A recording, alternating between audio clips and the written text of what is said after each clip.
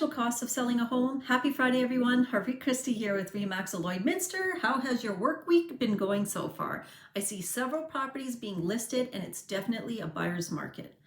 Are you thinking about selling your house? Before you decide to list your home up for sale, it helps to get a clear picture of how much it's going to cost.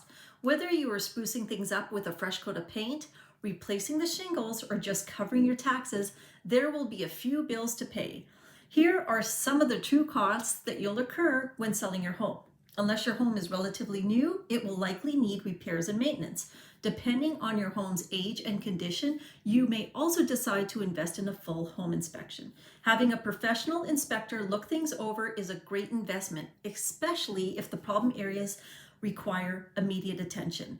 The selling process will also have its costs, from lawyer fees to taxes to payout penalties. These expenses could definitely start adding up.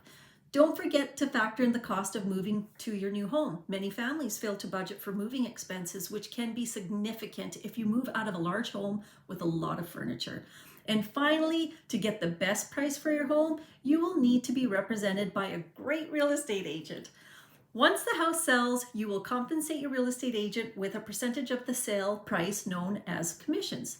As you could see, selling a home is a significant financial transaction and should be led by an experienced professional. When you are ready to begin the process of selling your home, give me a call. I can advise you of local market conditions and ensure you that you receive top dollar when you sell.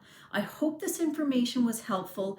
Feel free to contact me anytime or check out my blog at bordercityrealestate.com. I hope you all have a great weekend. Don't forget to smile and be safe, and bye for now.